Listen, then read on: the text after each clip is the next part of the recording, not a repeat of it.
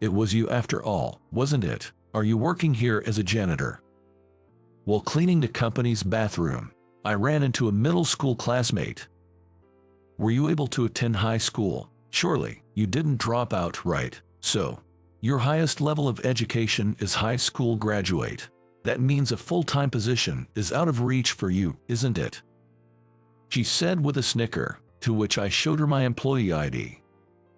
No way, are you kidding? My name is Michael.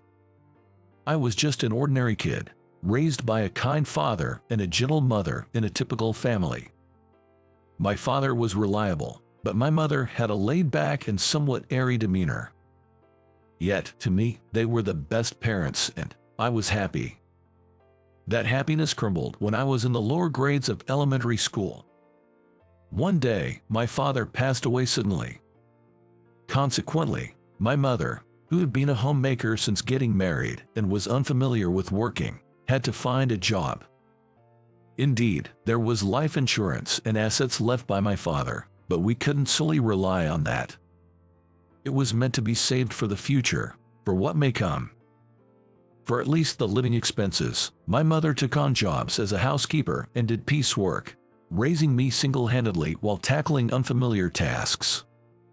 Still a child, there was not much I could do, but I tried to help out where I could, not wanting the household chores to be neglected. I could at least clean the bath or hang the laundry. A little dust in the room didn't seem like a big deal to me. However, my mother thought differently. She came from a background where it was not encouraged for women to have a professional skill. Attending a prestigious girls' school, she was brought up delicately without acquiring any practical skills. Unfamiliar with the world and having never worked a part-time job, my mother faced confusion and hardship following my father's premature death. If it were just her, returning to her parents' house could have been an option, but there was me, a growing boy. Raising a boy in his growing years was not something to be compromised on. Opening a job magazine for the first time, my mother started working in jobs she felt she could do, always appearing tired. I understand now, grown up, that it must have been difficult to support me on her salary alone. During major school events that required a significant sum of money, I saw her asking for financial help from her parents. Seeing my mother like that made me think. To avoid being fired and to quickly find a new job, it was essential to have a reliable skill set and vision. If you have the skills, you can work anywhere. And that qualification should not be something that anyone can easily acquire. It had to be a unique qualification, something only I could do, otherwise its value would diminish. I want a qualification that others can't easily follow. Even as a child, I could feel that.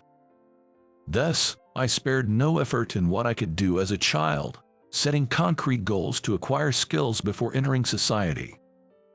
Thinking such things as a primary school student, I realized I was an unusual child. But having seen my mother struggle without my father, I felt it was necessary, and I was determined. A child with a hungry spirit, indeed interesting. My grandfather used to say that upon seeing me, watching over me with anticipation for my future. As a talented entrepreneur, he didn't mind supporting me, his grandson, as long as I showed my abilities, even though I was a child of his daughter, who had married out. I had been interested in AI and robots even before my father passed away. After my father's death, having a clear future goal, I spent my days studying hard to hold my own against college students and professionals. After graduating from middle school, instead of high school, I went to a technical college where I could learn and gain a lot of knowledge and skills. As I started winning awards in domestic contests and competitions, my grandfather promised minimal support for living expenses until graduation, so I wouldn't struggle. After graduating from technical college, I joined a small company. In a company that was engaged in the field I aspired to, I learned a lot. Surely, just graduating from technical college would have left me naive about the real world. If that were the case, starting a business would surely end in failure. First, I learned about the job content and working system of employees and part-timers at this company. I spent 3 years learning what to demand from employees, how to manage part-timers, and understanding the overall workflow before resigning. Then, with full preparation, I started my own company. Though it was a small company, I was fortunate to have good employees and managed to run it without any major problems for several years. The company has grown enough to increase the number of employees, but I still feel that I have a long way to go. For those with a skill in hand, every day is a day of study, everything is practice, and every minute and second is an opportunity for improvement. I wanted to grow more and always worked on the front lines, making it my motto. Never forget your beginner's spirit is the motto I live by. Today, too, I arrived at the office an hour before the start of the company. This has been my routine since I started the company, polishing the glass doors at the entrance and the floors, and cleaning the toilets to perfection. A clean company improves the atmosphere inside and allows us to start the day feeling good. Of course, everyone cleans their desks and personal items themselves, but cleaning the company's various places is a different story. Since I, the founder, am doing the cleaning, some employees have offered to take turns doing it. But I have declined their offers. This is my personal habit, and it's not something I want to impose on other employees. Jab, no smudges, sparkling clean. I nodded in satisfaction after looking at the toilet mirror. Next, I prepared to clean the floor of the toilet, diluting a solution of sodium hypochlorite in a bucket and soaking the mop in it. After the mop absorbed the diluted solution well, I wrung it out firmly and started polishing the floor. What? While I was scrubbing the floor, I noticed a shadow cast in front of me, indicating someone was standing there. Wondering who it could be, I followed the shadow slowly with my eyes and first saw feet wearing heels. A woman. Indeed, I was cleaning the women's toilet, but I had placed a cleaning in progress sign at the entrance. Could she not have waited? Thinking this, I raised my face further, and the woman standing with her arms crossed and a stern face was glaring at me. Who are you? That cold, disdainful gaze seemed familiar. Have we met before? Where could it be? As I traced my memories back to middle school, it suddenly hit me. Ah, that girl. Surely, her name was. During my middle school years, there was a girl who, for some reason, disliked me. Despite being in different classes for 3 years, she had been hostile towards me from our first encounter. From the moment we first met during a committee we were both part of, she glared at me, and that continued with ignoring and snide remarks until graduation. Even though we hardly ever saw each other, she would glare at me whenever we passed in the hallway. To this day, I still don't understand why she was hostile towards me. Since I was being ignored, I couldn't even question her about it and just went through my middle school years. Her name was Sarah. Sarah wasn't like that with everyone. From what I remember, she was kind and considerate to everyone but me. Her appearance was glamorous, not just among classmates, but also with upper and lower classmen. In short, she was popular across all grades. At that time, I was focused on my studies with an eye towards the future, making me a quiet and unnoticeable presence. The geeky creep. Thinking of further studies despite being poor. How presumptuous. The miserable one whose only merit is studying. She always mocked me when I was alone, taking advantage of those moments. Seeing the sleeve of my uniform frayed, Sarah would say, "Oh Michael, your uniform sleeve is frayed, and it looks like your shirt underneath is kind of dirty too." She pointed it out in front of everyone, pretending to be kind but actually making fun of me. I didn't care, but some of my classmates seemed to whisper about me.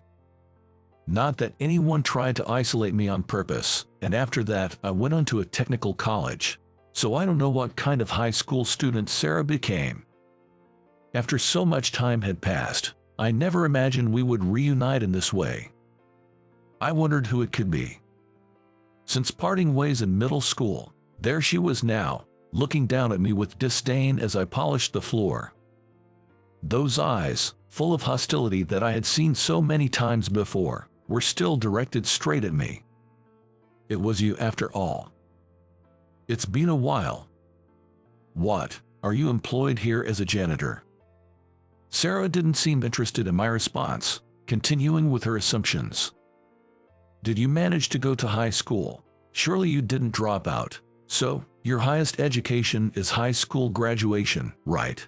That means being a full-time employee is out of the question for you, she said, chuckling. Then, changing her expression, Sarah continued. To think I was excited to transfer to this company, rumored to be the most dynamic at the moment, only to have my mood spoiled just by her presence, the worst. She spat out those words, glaring at me. I thought I lacked the ability to judge people. That's why, although I have set criteria for personnel recruitment, I always leave the final decision to the HR manager. A HR manager I trust. His judgment of people is accurate, and she must be excellent. But, thinking I should at least have glanced through the resumes of newly hired employees, I realized the consequence of my hands-off approach had come back to haunt me here. What's the matter? Can't say anything back, can you? I wish you'd just disappear from my sight. Still continuing her tirade, I slowly straightened up, feigning ignorance. This is my company. What? Sarah's eyes widened in shock at my words, face to face. What did you say? She couldn't believe what I had said. Repeating her question, I decided to explain more clearly. I'm the founder of this company. Cleaning has been a passion of mine since the founding. It's not that I'm a janitor myself. No, that's a lie. It's not. This is to prove. Shaking her head in disbelief, Sarah looked at the employee badge I pulled out of my pocket. It bore the title founder and CEO along with my photo. Certainly not a fake. No way. After staring at the employee badge as if trying to burn a hole through it, Sarah's face turned beet red. Biting her lips, now drawn with a bright shade of lipstick, as if about to break, Sarah glared at me silently before storming out of the bathroom. It's about time to start the workday. So, no apology. Considering her attitude, I sighed, wondering about her future conduct. I'd ask the HR manager later which department Sarah was assigned to, and then return to my original tasks. At the end of the workday, when I visited the HR manager, I learned that Sarah had submitted her resignation after completing her first day of work. At first, I thought it was merely harassment to trouble me. But Sarah did not show up for work the following day or any day after. While questioning her professionalism, I became concerned and asked the HR manager about Sarah's resume and interview, deciding to take action myself. Sarah intended to dedicate herself to this company.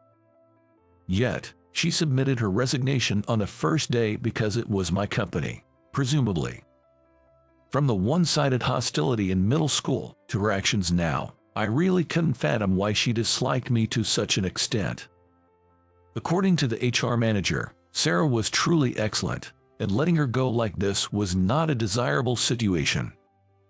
Wishing to retain her if possible, I decided to confront her directly and headed to her family home as listed on her resume. I immediately took a taxi, provided the address, and set off for Sarah's house. Gazing out the window, I felt a sense of nostalgia. The scenery felt nostalgic.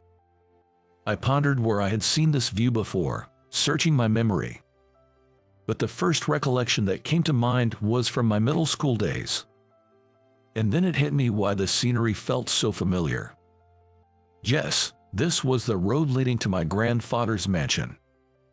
By the time I realized I was on the road to my grandfather's house, I had arrived at the address I had given, in front of Sarah's family home.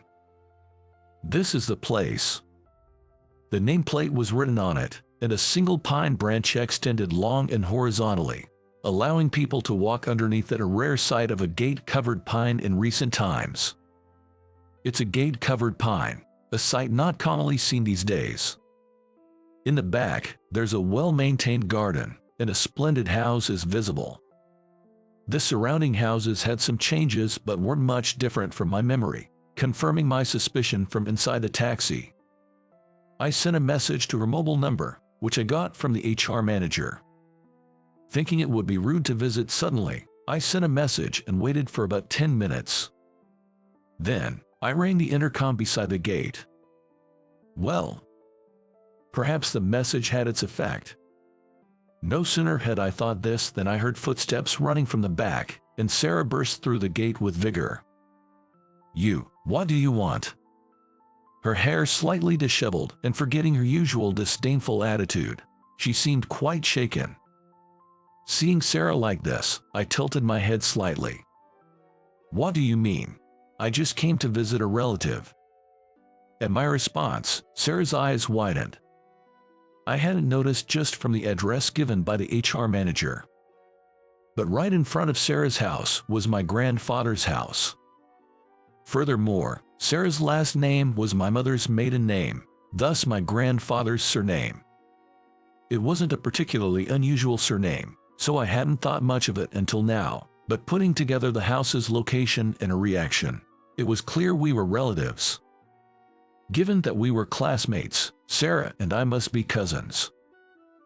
"Did you know?" Sarah asked sullenly at my conclusion. I shook my head lightly. "No, I just realized now, coming here to visit," I answered honestly. My mother had married my father despite fierce opposition from her family, almost to the point of disownment. Given that my mother left the house under circumstances close to disownment, and my existence as her son, our relationship has been delicate, and I hardly ever visit my grandfather's house to this day. However, the fact that they supported me until I graduated from technical college suggests that they don't hate us. However, it seems the rest of the family felt differently, as we never met face to face. Sarah and I are related. The reason for her hostility towards me in middle school. If she hated me as a relative, her behavior back then makes sense. Now, you realize, that's just like you.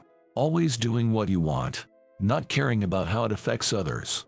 Even if someone else suffers because of you, you wouldn't notice, because you're the poor, fatherless kid who thinks getting an award for studying makes you special. That's a joke. Sarah's voice, seemingly overwhelmed by emotion, grew louder. "Even though I worked just as hard, I had to get better grades than you, and the awards had to be bigger than yours to be recognized." After ranting in one go, Sarah let out a small sigh, seemingly exhausted. "Do you know there's someone who, no matter how hard they tried, was always compared to you and judged as inferior?" Sarah's claim was something I couldn't comprehend. But it was undoubtedly her genuine feelings towards me. Even if it contained hatred or resentment, I was prepared to face the questions I had since middle school today. "That's enough, Sarah." Another person's voice cut in. Looking for the source of the voice, I saw a young man with a cane standing at the end of the garden. "You've said too much. Enough is enough." The young man, who seemed to bear a resemblance to Sarah, interjected. Unlike Sarah, he had a gentle expression and smiled at me. "It's been a while, though it seems you don't remember me." He appeared to be magnanimous, even towards someone like me who had no recollection of him. "Anyway, it's rude to talk here. Please come in. We can talk over tea." "Why?" "Considering the neighbors are watching, Sarah, lead him inside." Ignoring Sarah's discontent, he treated me as a guest, inviting me into the house. Sarah, looking displeased but unable to object, silently complied and led me to the parlor. A maid, presumably, was instructed to prepare tea, and I settled at the table. There, I learned about our past connections. The young man with the cane turned out to be Sarah's twin brother, Brandon. Apparently, When I visited my grandfather's house in the past, the three of us had played together. Having lost my father in elementary school and prioritizing life and future considerations, it seems I have completely forgotten about them. I sort of remember, but also don't. It's understandable you forgot, considering everything you've been through. Brandon forgave me with a laugh. But you know, Grandpa probably saw you as the ideal rival for us at our age. Everything was compared to you, which is why Sarah saw you as an adversary. I see. Grandpa always said that, being in a more privileged position than you, it was only natural for us to surpass you in achievements. Brandon shared, highlighting an extreme viewpoint. Moreover, our parents, aiming to be Grandpa's successors, made the situation worse by joining in on this. Brandon tried too hard to meet Grandpa's expectations, being diligent and responsible. Sarah. That day, exhausted in both mind and body, Brandon had an accident. He was hit by a car that came out of nowhere without looking at the signals. Sarah's words made me flinch. It was my fault for not paying attention and not managing my health properly. I'm lucky to be able to walk. Brandon said with a laugh, showing no self-pity. Sarah, sitting beside him, frowned more deeply.